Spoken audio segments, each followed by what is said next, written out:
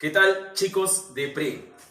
Justamente el día de hoy nos vamos a encontrar y con el fin de realizar un gran repaso acerca de los tres temas que ya hemos ido avanzando en estas 3 jornadas.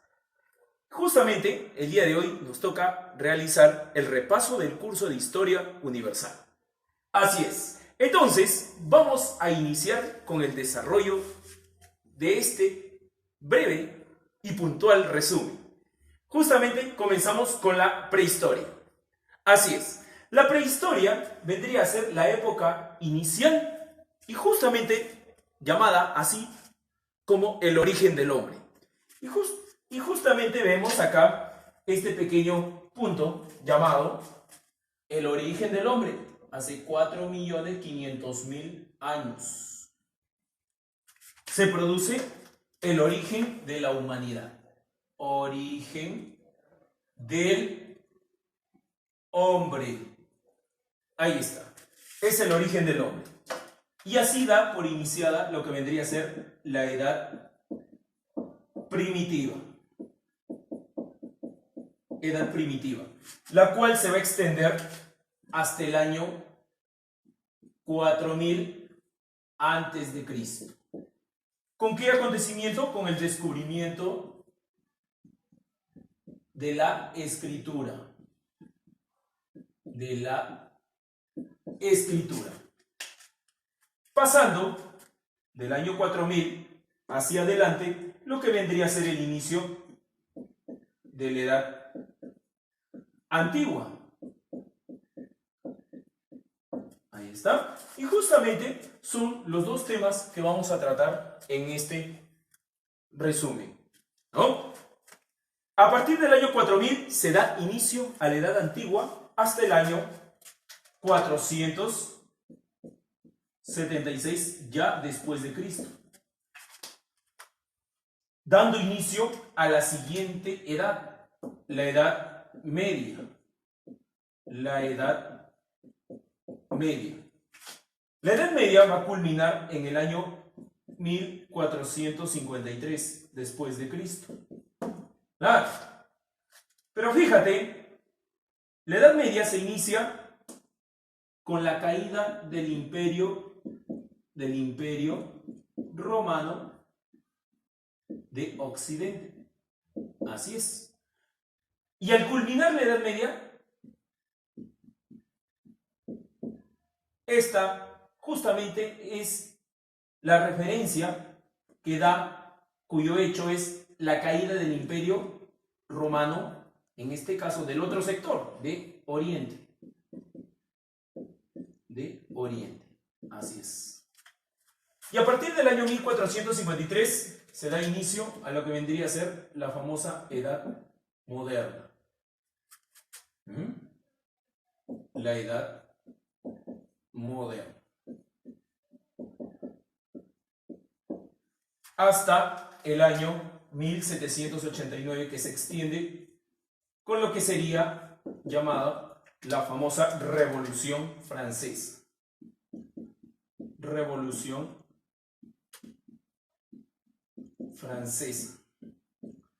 Y a partir del año 1789 se da inicio a la edad contemporánea. Contemporánea. ¿Correcto? Hasta la actualidad, año que vivimos 2020, lo que representa el proceso actual. Actualidad. Entonces, así es como resumimos brevemente a través de esta línea general de la historia mundial los 5 procesos del desarrollo del hombre, desde su origen hasta el proceso actual, y lo que se está viviendo y lo que está aconteciendo en estos momentos. Ahora, entonces, sin más preámbulos, vamos a dar por iniciado el proceso de la edad primitiva, para muchos historiadores también llamada la prehistoria, el cual vendría a ser el proceso evolutivo del hombre, tanto en sus rasgos físicos como mentales. Ahora, pasamos al término. La prehistoria vendría a ser aquel proceso evolutivo donde el hombre va a generar grandes cambios, desde su antecesor más remoto que vendría a ser el primate, para formarse como un hombre, con todas sus condiciones, tanto físicas y mentales. Ahora, la prehistoria está categóricamente formada por la edad primitiva, ¿correcto? Y esta tal llamada edad primitiva se va a subdividir en dos momentos, edad de piedra y edad de los metales. En el caso de la edad de piedra tenemos tres procesos: el paleolítico, el mesolítico y el neolítico. Dentro del paleolítico tenemos justamente las siguientes características. Paleolítico significa paleo, que viene de antiguo, lito, que viene de piedra. Ahí está, paleo, antiguo, y lito, que viene de piedra. ¿Correcto? El estilo de vida en el paleolítico justamente era nómada. Nómada. ¿Correcto? Y es aquí donde se da el origen a los homínidos. ¿A qué llamamos homínido? Aquel ser vivo que tiene rasgos humanos, que son muy pocos. ¿Por qué? Porque todavía no deja a su antecesor, que es el primate o el mono. ¿Correcto? Entonces, ¿cuáles son sus características de un homínido? Primera característica, es bípedo. ¿Correcto? Bípedo. ¿Y qué es bípedo, profe? Justamente la palabra del día. Ahí está, hay que estar bien atentos. El profe casi se olvida. Mira, bípedo. ¿Y qué significa bípedo? Aquel ser que se desplaza en dos extremidades. En este caso vendría a ser las extremidades inferiores, ¿no? Las piernas. Entonces, extremidades inferiores. Entonces, hablamos de un homínido, aquel que se desplaza con ayuda de sus extremidades inferiores, ¿correcto? No solamente a eso corresponde un bípedo, también aquel que maneja el dedo prensil.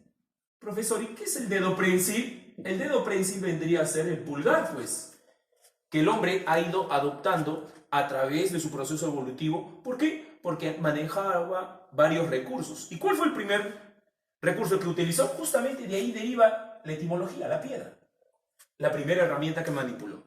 A diferencia del ser primitivo, este tiene que sujetar, o en este caso el primate tiene que sujetar cualquier objeto de esta forma. En cambio, el ser humano adopta ya su pulgar a desarrollar. Y por último, ¿a qué se le llama homínido? Aquel que habita en cavernas. ¿Y cómo se le dice? Troglodita. Así es.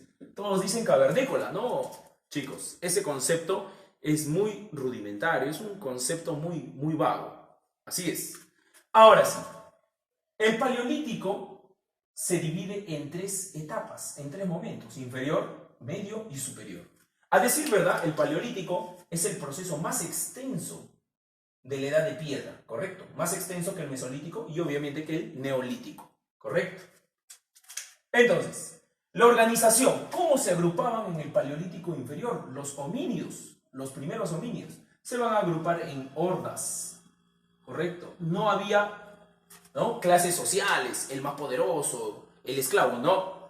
Acá no existían diferencia de clases. Obviamente porque todavía no existía el trabajo. Entonces, acá solamente eran agrupados por su afinidad sanguínea, ¿correcto? Y claro, había un referente que era el más fuerte, el más apto. O en este caso, la persona mayor que conocía, que ya tenía ciertas experiencias. La horda, ¿correcto? ¿Qué homínidos encontramos acá? Por ejemplo, el homínido, o sea, el antecesor más lejano de nuestra especie vendría a ser el Ramapithecus.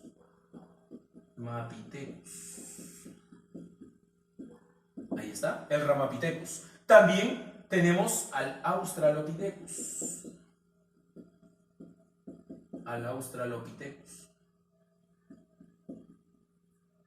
Ahí está, el Australopithecus. Y tenemos acá al Homo habilis. Cada uno de ellos tiene sus características. Así es. El Ramapithecus todavía era un ser cuadrúpedo, ¿correcto? Cuadrúpedo.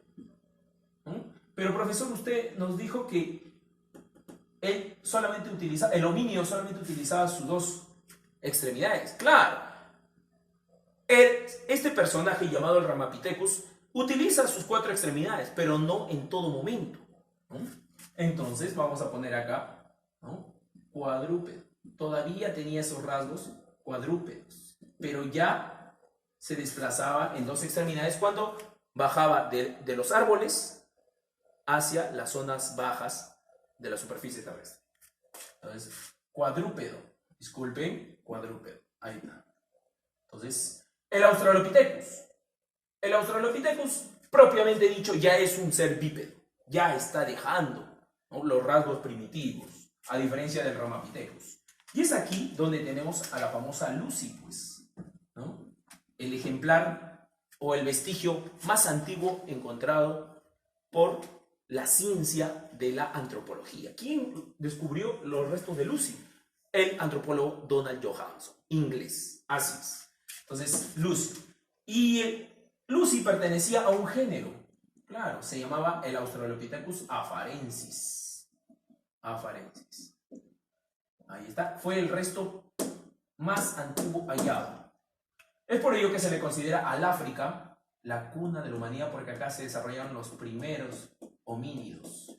El Ramapithecus, el Australopithecus y el que viene, el Homo habilis. El Homo habilis justamente fue el primero en utilizar la piedra, ¿no? El primero en utilizar la piedra. Ahí está. El primero en utilizar la piedra.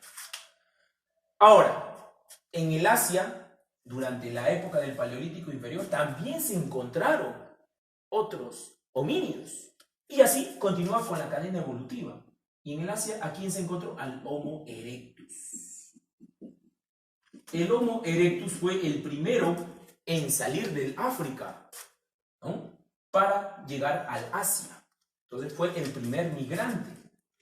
Vamos a poner acá, el primero en migrar del África al Asia. Pero no solamente esa es su característica, sino que también fue el primero en utilizar el fuego. Utiliza el fuego. Ahí está. Ahora, en Europa también se halló otro vestigio, siguiendo la cadena evolutiva. Todavía estamos en el Paleolítico Inferior, chicos. Y acá tenemos al Homo antecesor. ¿Dónde fueron hallados sus restos? En España. ¿Y qué característica tiene? Claro, una vez que se desplazó del África al Asia, siguió su rumbo a Europa. El Homo antecesor. Él vendría a ser el primer homínido antropófago. ¿Qué quiere decir eso? Que se alimentaba de los cadáveres de sus mismos rasgos familiares. Antropófago. Así es. ¿Y por qué se alimentó? ¿Por qué se vio en la obligación de alimentarse de su misma especie? Porque para aquellos tiempos, durante el Paleolítico Inferior, estaba dándose la última glaciación, llamada la glaciación de Wisconsin. Entonces, todos los productos agrícolas, ¿no?, o de los árboles, porque todavía estos seres se dedicaban a recolectar alimentos, todos se habían extinguido, ¿no? Entonces, ante la necesidad de alimentarse y sobrevivir, se alimentaron de los cadáveres de sus propios familiares. Pero fue en vano porque se extinguió, ¿correcto? Y así terminamos con el Paleolítico Inferior, pasando al Paleolítico Medio. Y sigue la evolución en Europa, ¿correcto? Nos quedamos en Europa, en el inferior, y ahora seguimos en Europa, en el Paleolítico Medio. Y acá, ¿a quién encontramos? Acá encontramos al Homo sapiens. Así es, o también llamado el hombre de Neandertal, porque fue hallado justamente en el valle de Alemania que lleva dicho nombre, Sapiens. ¿Y qué características tiene este personaje? Fue el primero en enterrar muertos a sus familiares. También el primero en tener creencias religiosas.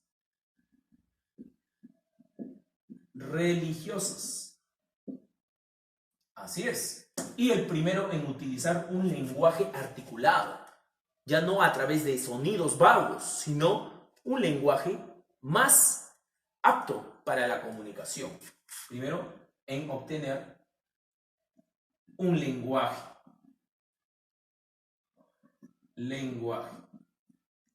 ¿Correcto? Así es. Entonces, y así pasamos al Paleolítico Superior.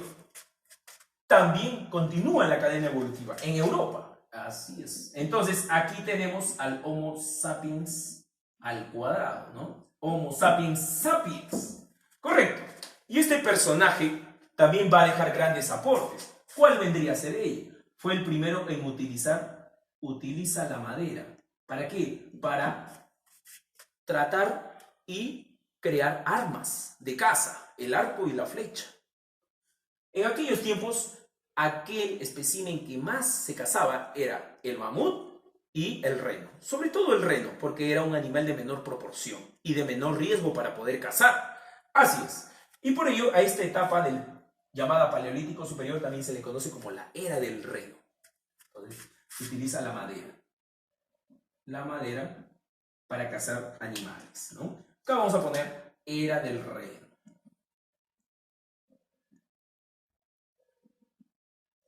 Listo. También otro de sus grandes aportes vendría a ser el arte rupestre. ¿Y qué es el arte rupestre? Vendrían a ser las inscripciones gráficas, dibujos en las paredes de las cavernas, ¿no? ¿Y qué se representaba? La experiencia que en aquellos tiempos vivía este homínido rupestre. ¿Qué experiencia? La caza, ¿no? La recolección de alimentos. Ahora, otro aporte vendría a ser la primera escultura. ¿Y cuál fue la primera escultura? Se llama la Venus. Vendría a ser una pequeña escultura redonda porque representaba una mujer, ¿no? Obesa. Porque para la creencia del Homo sapiens sapiens, una mujer esbelta, hermosa, fuerte, era una mujer robusta, porque podía dar más descendientes. Entonces, acá tenemos a la Venus. Ahí está. Listo. Ahora sí pasamos al Mesolítico. El Mesolítico, etimología, ¿qué quiere decir meso? Meso significa transición. Meso significa transición. Así es. Y lito significa piedra. Ya lo hemos dicho. Piedra en transición. ¿Por qué? Porque acá el hominio ya está aprendiendo a mejorar su trabajo y su técnica con este recurso. Y va evolucionando tanto el aspecto mental como físico. Ahora, el estilo de vida en este proceso vendría a ser seminómada. ¿Y por qué pasó de ser prácticamente nómada a seminómada? Porque es aquí donde va a descubrir la agricultura. ¿Y cómo se le llama a ese proceso? Se le llama la revolución agrícola. La revolución agrícola. Pero como tal, así llamada agrícola, no, sino que va a aprender los primeros pasos de la agricultura. ¿Y cómo se le llaman los primeros pasos de la agricultura? Chicos, ustedes saben, se le llama pastoreo. Así es. Pero ya está dando un gran paso el hombre dentro de su proceso evolutivo. Y así llegamos al Neolítico. El Neolítico ya quiere decir, ¿no? Neo significa nuevo, y litos significa piedra nueva, ¿correcto? Piedrita nueva. Ahora, el estilo de vida acá pasó de ser ya sedentario, ¿correcto? Acá ya se convierte en un ser sedentario. ¿Por qué? Porque se va a producir lo que es el pastoreo, que ya lo había generado en el Mesolítico, pero ahora va a estar acompañado de lo que vendría a ser, La horticultura. Horticultura. Ahí está. La horticultura. ¿Qué vendría a ser el tratado? También complemento para el cuidado, sobre todo la cosecha, ¿no? El regado de los alimentos. Ya no tenía el hombre la necesidad de ir a recolectar, buscar alimentos en los árboles. No.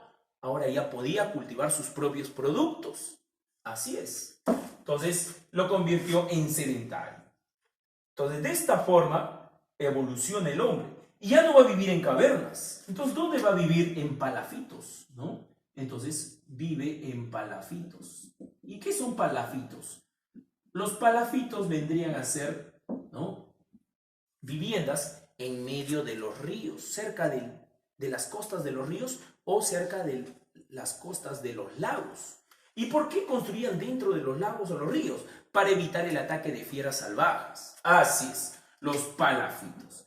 Ahora, en esta época, llamada así neolito, piedra nueva, porque ya el trabajo de la piedra se perfeccionó, acá se va a ver trabajos en piedras de gran dimensión. ¿Cómo se van a llamar esas piedras de gran dimensión? Megalitos. Acá, en el neolítico, megalitos. Ahí tenemos los menhir, los cromlech, ¿no?, los dólmenes, que son expresiones. Por ejemplo, una evidencia de esas construcciones tenemos en Inglaterra, ¿no? Ahí están las construcciones de Stonehenge, así llamadas, los megalitos, que significa piedra grande, megalito, ¿no? Ejemplos, los dólmenes, los cromlech y los menhir. Así es.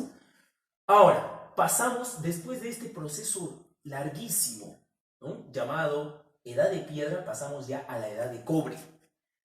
La Edad de Cobre, también llamada Eneolítico, porque ya está en otro nivel. A la vez la piedra y a la vez también el uso de los metales. Entonces, el periodo del cobre, llamado Eneolítico, también llamado Calcolítico, o también llamado Cuprolítico. O sea, tiene varios términos, terminologías. Ahora, el estilo de vida, aquí plenamente se podría decir que se clasifica en un tipo llamado, ¿no?, las famosas tribus, ¿no?, tribus sedentarias.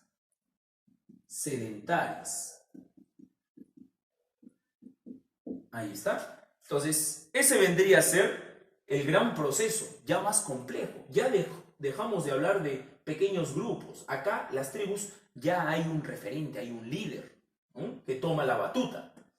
Y de esta forma, ¿no?, nosotros estamos observando que ya el periodo del cobre vendría a ser el primer paso de la edad de los metales para pasar a la edad de bronce. El bronce vendría a ser la aleación entre el cobre y el estaño. Estos dos metales se fusionan para dar origen al bronce. Así es. Entonces, ¿cómo se le llama? Aleación. Se fusionan el cobre y el estaño. Entonces, de esta forma, ¿no?, en la edad de bronce se hizo el uso de varios factores. Por ejemplo, el uso de la rueda, ¿correcto?, el uso del caballo, así es, el uso del trueque, el medio de intercambio entre productos, ¿no? Y también, sobre todo, se hizo clave el uso del trabajo incipiente, las primeras artesanías.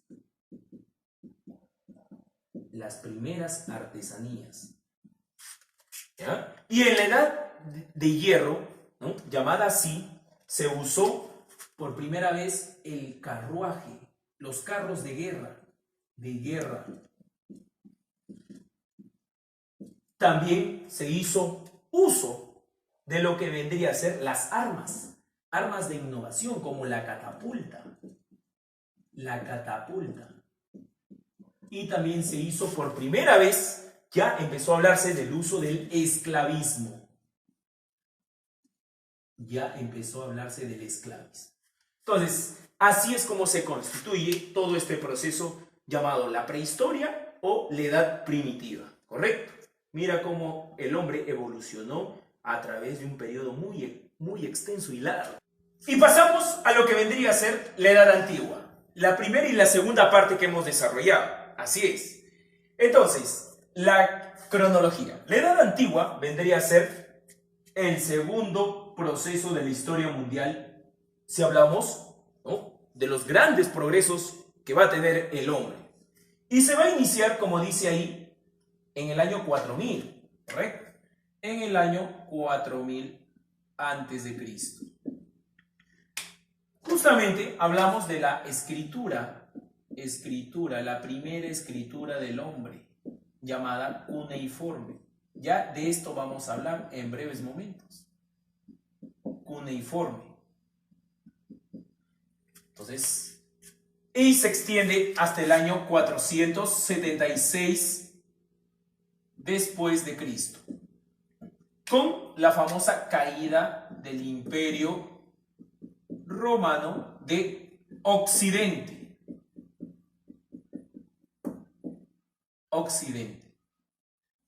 Ahí está. Pasamos a las características. La Edad Antigua también es conocida por un historiador alemán en el siglo XIX llamado Carlos Marx con el nombre de sistema esclavista. Así es. O también llamado esclavismo, la época del esclavismo. ¿Por qué? Porque todas las culturas que se van a desarrollar en esta época van a tomar como primer factor, ¿qué cosa? La explotación de los hombres. Hombres que no tienen recursos, de escasos recursos, o prisioneros de guerra. Entonces, el esclavismo, propuesto justamente por el famoso historiador alemán Carlos Marx. Ahí está. Ahí está. La ubicación geográfica. ¿Qué quiere decir esto dentro de las características? Que todas las culturas de la Edad Antigua básicamente van a ubicarse dentro de una zona estratégica, cerca de la ladera de los ríos, a lo cual llamamos los valles, ¿no? Los valles. ¿Y por qué se ubicaban cerca de la ladera de los ríos? ¿Por qué? Porque esas zonas eran húmedas y fértiles para el desarrollo de la agricultura y de la ganadería. Entonces, valles, lugares fértiles.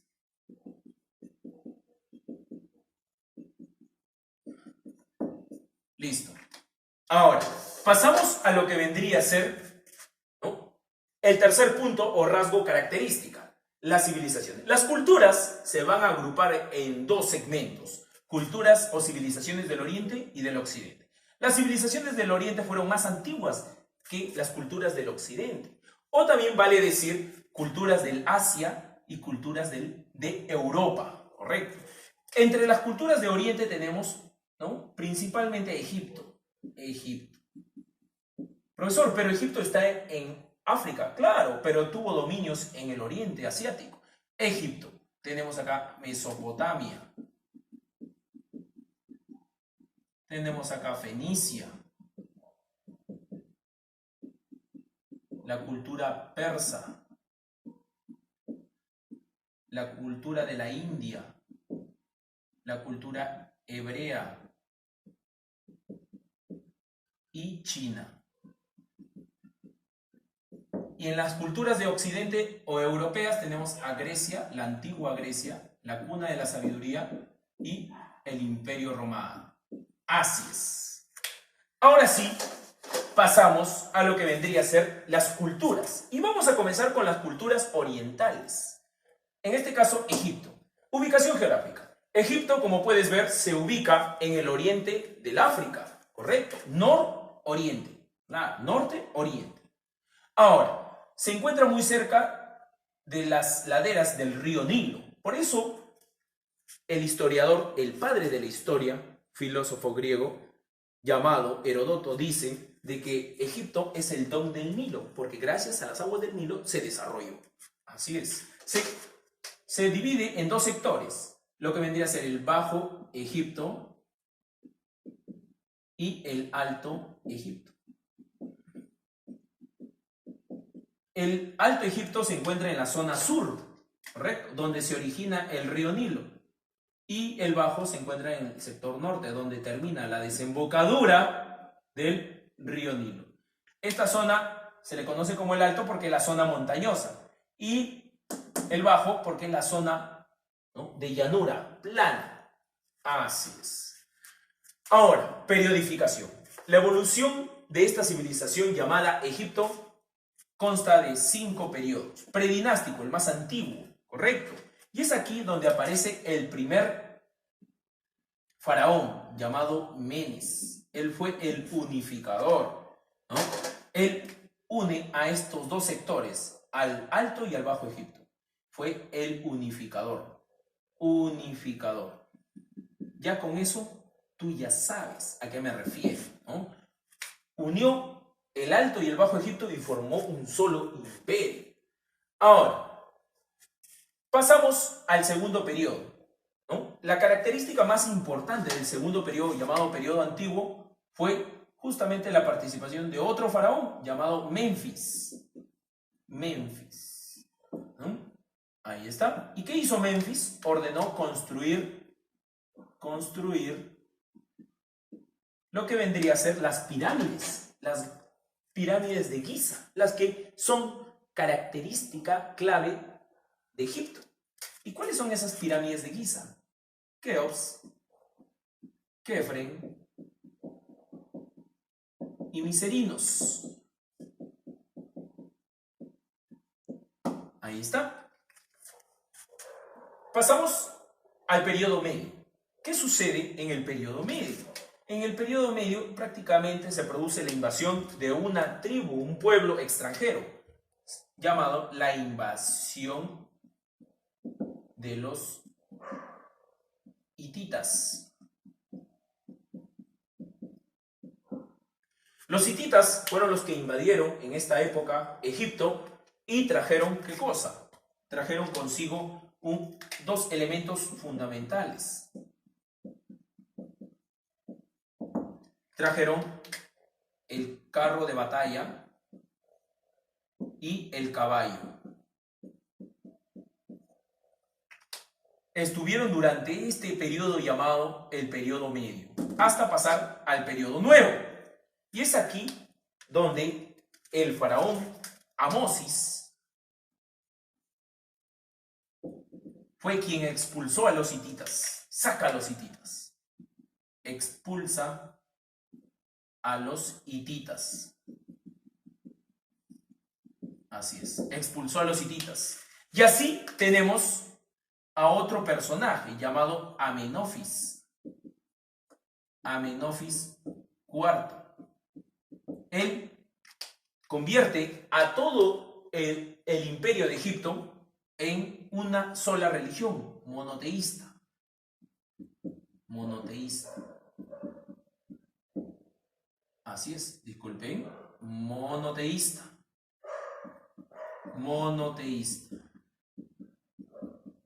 Adoración a Atón, el dios principal. Y tenemos acá también al famoso Ramsés II. Claro, este personaje que enfrentó a Moisés, ¿no? Entonces, vamos a poner acá que Moisés formó parte de este proceso histórico en la época de Ramsés. Ahora, para el periodo tardío, el último, es aquí donde se produce la caída de Egipto. ¿A manos de quién? La caída a manos de varias culturas, ¿no?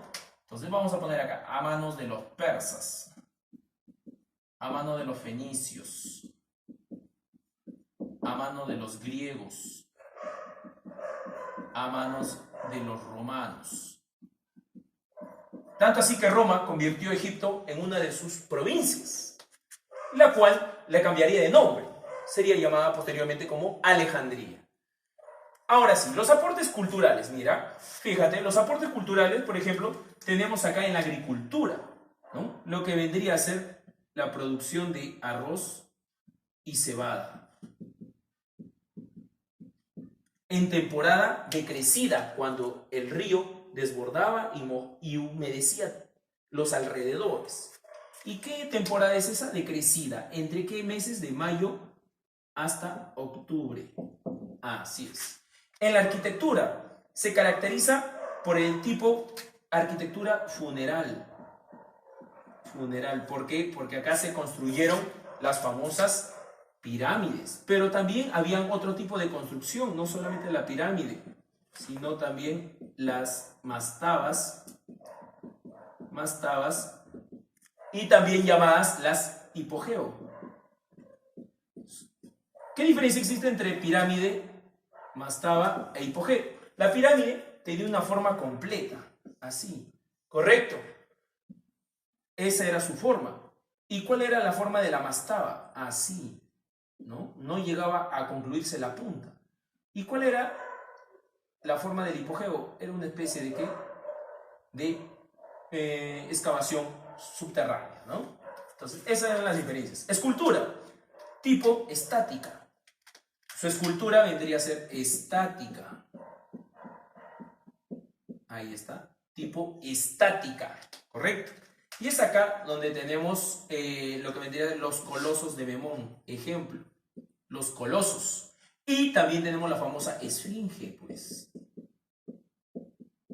Ahí está, la escritura, ¿no? Tenemos acá la escritura jeroglífica.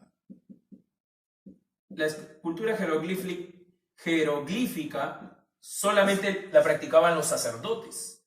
La escritura erática lo practicaba la nobleza, la clase media, y la escritura demótica lo practicaba el pueblo. Ahí está. La organización social. Básicamente tenemos acá al faraón, tenemos al sacerdote, tenemos acá al escriba, que era el funcionario, tenemos acá el ejército, quien defendía al pueblo de las amenazas. Acá tenemos al pueblo, correcto, el pueblo, el grupo masivo, y los esclavos. Como dice acá, esclavismo según Carlos Marx. Ellos hacían el trabajo más explotador, más difícil. En la ciencia de la matemática, ahí está, por ejemplo, tenemos que ellos realizaron lo que vendría a ser el trabajo del campo de la geometría. Geometría. En la astronomía, ellos determinaron los 12 meses. 12 meses con 22 días. Estuvieron muy lejos del calendario que nosotros ahora usamos.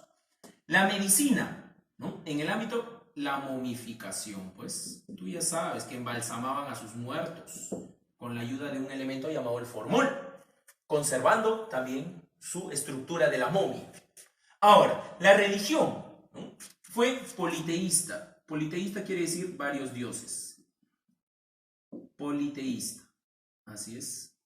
Politeísta y panteísta. ¿Qué quiere decir? Que los dioses eran del entorno natural. El dios principal, acá tenemos a Ra, ¿no? Horus,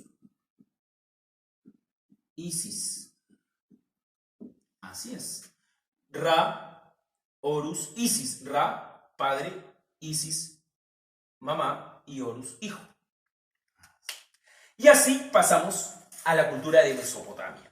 ¿Correcto? La cultura de Mesopotamia, el término Mesopotamia proviene justamente de la etimología que planteó Heródoto, padre de la historia. ¿Qué significaba Mesopotamia? Meso significaba, ¿no?, ciudad, y potamos, ríos. Ciudad entre dos ríos. ¿Y cuáles eran esos ríos? Era el río Tigris y el río Éufrates.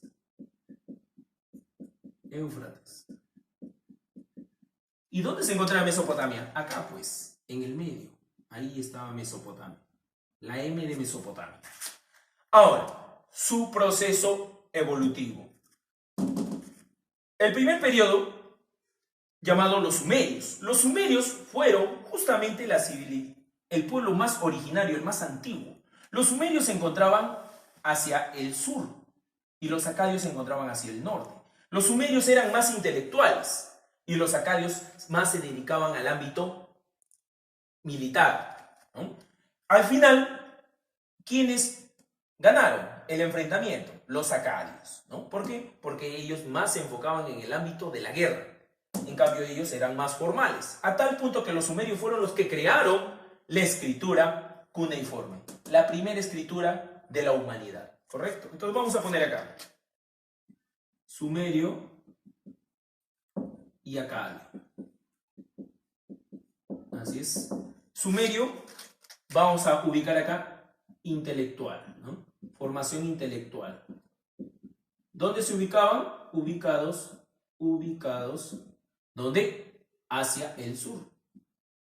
Ahora, el acadio era más militar y su ubicación encontraba en el norte. ¿Quién fue el personaje de los acadios que lideró a los acadios, que derrotó a los sumerios y los controlaron a partir de ese momento? Fue el famoso Sargón I, el jefe Sargón I. Así es. Entonces, ese fue el primer periodo. Pero los sumerios van a lograr su libertad después de varios años, porque fueron oprimidos, explotados por los acadios, porque eran más fuertes en el ámbito militar. Y así, una vez que los sumerios recuperaron su libertad, fundaron un nuevo proceso, un nuevo periodo de la historia de la cultura llamada, ¿no?, Babilonia. Entonces, Babilonia vendría a ser el renacer de los sumerios. Y es aquí donde tenemos a un emperador llamado Hammurabi, pues. ¿Y qué se recuerda de este personaje llamado Hammurabi? Él fue quien implantó el código. ¿Qué es el código? Es un conjunto de normas o leyes que deberían obedecer la sociedad. El famoso código Hammurabi, que constituía de 46 normas. Así es, 46 leyes. Ahora, este código era muy severo, claro. Dependiendo del delito, se castigaba al acusado. Por eso era llamado la ley del talión, ojo por ojo, diente por diente, ¿no? Dependiendo del delito, va a ser también tu castigo. Si robas, te cortamos el brazo. Si eres un espía, te cortamos la lengua. Así es. Y si eres un violador, tú ya sabes qué. Entonces, las 46 leyes de Hammurabi. Ahora sí, pasamos al periodo asirio, ¿no? Acá tenemos el periodo asirio, que quizás fue uno de los más relevantes. Sí, así es, asirio, porque acá tenemos emperadores muy destacados. Por ejemplo, acá tenemos a Asdrúbal, ¿no?, el emperador Asdrúbal. Tenemos también al emperador Asurbanipal. Y también tenemos acá al emperador Sargón II. ¿Correcto? ¿Y cómo nacen los asirios? Los asirios son prácticamente originarios de los acadios. Si acá los babilónicos fueron los sucesores de los sumerios, el renacer de los sumerios que estaban oprimidos por los acadios, ahora nuevamente los acadios vuelven a renacer. También tienen su propio periodo. Entonces, acá tenemos a 3 emperadores. Asdrúbal. Asdrúbal logra la máxima expansión.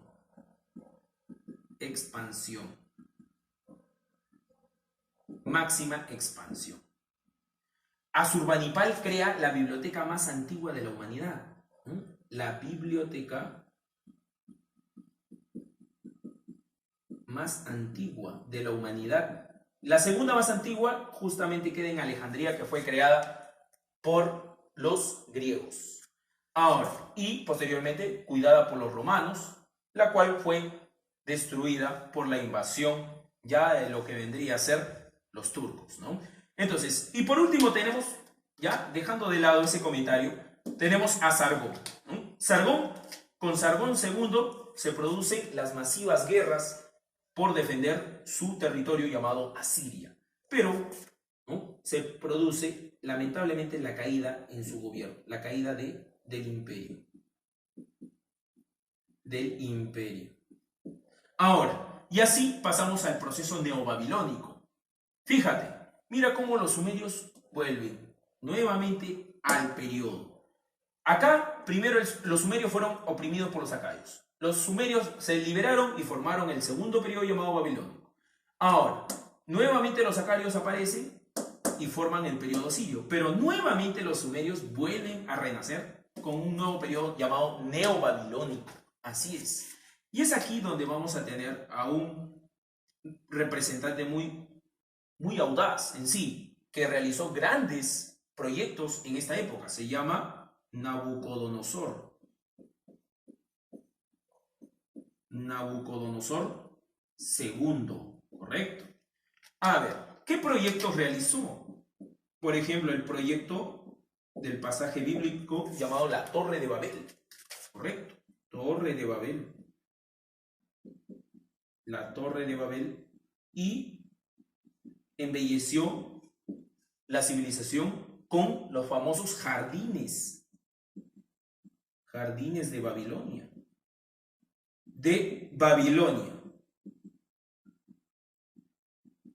Ahí está. Entonces, eso es básicamente lo que vendría a ser, ¿no?, el desarrollo del proceso de la historia de Mesopotamia, ¿correcto? Entonces, pasamos a lo que vendría a ser los aportes culturales. ¿Qué es lo que dejó para el legado de la humanidad Mesopotamia? Mesopotamia va a dejar en el campo de la economía el trabajo de la agricultura. ¿Por qué? Porque acá realizó proyectos de irrigación, proyecto de canales para la agricultura. Así es. En la arquitectura tenemos a los famosos, ¿no?, templos. Los famosos templos, también conocidos, ¿no? Acá vamos a poner un espacito. Acá tenemos a los zigurat. ¿Qué eran los zigurat? Eran pirámides escalonadas, construidas a base de ladrillo o de arcilla. Acá tenemos las torres, ¿no? La torre de Babel, pues, ¿no? La famosa Torre de Babel que relata los pasajes bíblicos. Y acá tenemos los famosos palacios o jardines colgantes de Corzabak. Ahí está. Ahora, el código... pasamos al siguiente aporte cultural, la legislación. Ya hemos dicho el código Hammurabi de las 46 leyes severas, ¿correcto? Entonces, la legislación con el código Hammurabi. Eso tú ya lo sabes, Hammurabi. Ahí está. Fueron 46, claro, ya lo hemos dicho. Fueron 46. También conocido como la ley del talión, ¿no? Ojo por ojo, diente por diente. La escritura, ya lo hemos dicho, la escritura más antigua de la humanidad. Se llama cuneiforme. ¿Y por quién fue creada? Ya le hemos dicho también, chicos. ¿Por quién fue creada? Por los sumerios, los intelectuales, ¿no? Sumerios. En las ciencias, la matemática, prácticamente se descubrió lo que vendría a ser el movimiento de los 360 grados. En la astronomía, su calendario de 12 meses y 29 días. Este sí estuvo más cerca que de los egipcios. La religión era politeísta. ¿Por qué? Porque eran varios dioses, y panteísta porque eran de la naturaleza. Representaban a la naturaleza. Ahí está. Su dios principal fue el dios Marduk. Justamente este fue el dios que le entregó a Hammurabi, ¿no?, el código, esas 46 normas en la época babilónica. Y es así como culminamos con Mesopotamia para pasar a la cultura fenicia. ¿Correcto? Entonces, la cultura fenicia se encuentra muy cerca del famoso río Jordán. Ya hemos dicho que las culturas se encuentran cerca de la ladera de los ríos. ¿Por qué? Porque permite su desarrollo. Ahora, pero acá hay una excepción. Lamentablemente, Fenicia se encontraba en un lugar desértico. Sus tierras eran llenas de sal, de salinidad, y es por ende que no crece vegetación, por más que haya agua a un costado. Entonces, ¿cuáles eran las principales ciudades de Fenicia? Acá tenemos Biblos, ¿no? Biblos, Sidón y Tiro. Y justamente va en función a eso los periodos. Ahora, la palabra Fenicia justamente proviene del término, ¿no?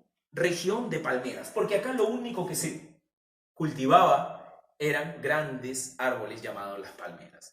Por eso los fenicios tuvieron la necesidad de buscar otro sistema de trabajo. ¿Y cuál fue ese? El comercio. Es decir, con el comercio se desplazaron a otras regiones para traer lo que no se podía producir en su territorio por ser desértico y por tener ese pequeño problema geográfico. Correcto. Entonces, pasamos a los 4 periodos históricos de la cultura fenicia. Y así comenzamos con la etapa Biblos, ¿correcto? La etapa Biblos, también llamada la etapa formativa. Formativa, ¿correcto? Ahí está. La primera ciudad en realizar la actividad comercial. Actividad comercial. ¿Correcto? Así es. Y pasamos al siguiente periodo, el periodo Sidón. Fueron los que comercializaron comercio de madera. Así es. ¿Por qué? Porque justamente lo que les sobraba a los fenicios era el recurso de la madera por los grandes árboles de las palmeras. Ahora, en el periodo Tiro, vendría a ser donde por primera vez comercializa de manera intercontinental. Se va a desplazar por todo el Mediterráneo. Un comercio internacional. Internacional. Fíjate, si te das cuenta, estos 3 periodos son igual que las ciudades, claro. Estas ciudades destacaron en diferentes tiempos, ¿no? Y cada una de ellas tenía un rasgo peculiar. Y Cartago, que vendría a ser la máxima expresión de Fenicia. ¿Por qué? Porque el desarrollo de Cartago fue una ciudad que se encontraba acá. Acá no le he dibujado, chicos, pero acá utilizando el mapa de África, acá se desarrolló Cartago, ¿correcto? Y controló toda la zona del Mediterráneo. Entonces, se enfrentaron por el mar Mediterráneo los cartagineses y los romanos para poseer toda la dimensión, todo el borde del mar Mediterráneo. ¿Era importante tener la ruta comercial del Mediterráneo? Así es. Entonces, es por ello que se producen las famosas guerras púnicas. Fueron 3 procesos, los cuales trajeron como victorioso a los romanos y se hicieron acreedores del gran mar comercial del Mediterráneo. Y eliminaron y desaparecieron de la faz de la tierra a los cartagineses que se encontraban en esta zona del África. Entonces, vamos a poner acá, se produce la guerra púnica en la época de Cartago.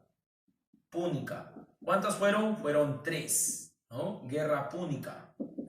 Fueron 3. ¿Entre quiénes? Entre Cartago contra los romanos. Vamos a poner contra romanos. 3 guerras, vamos a poner ahí. Contra romanos. Y es así como los romanos destruyen toda la civilización y desaparece por completo la civilización de Fenicia, ¿no? Y su historia. Pero, ¿cuáles son los grandes aportes que dejó para el legado de la humanidad? Justamente en el ámbito de la economía. Agricultura y ganadería no hubo. Vamos acá, no existe. Ya te dije en un principio, porque eran zonas desérticas.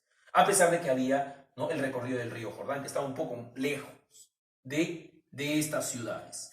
Ahora, pero sí destacaron en el comercio, ¿correcto? El comercio fue su principal fuente de recursos. La modalidad, ¿no?, básicamente vendría a ser la navegación.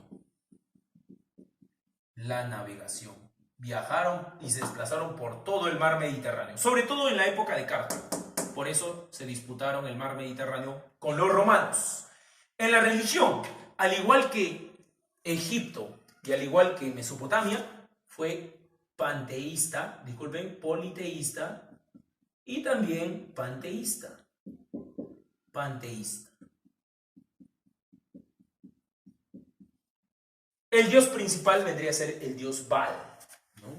El dios Baal es el dios creador, según, ¿no?, las leyendas que se contaba de este pueblo.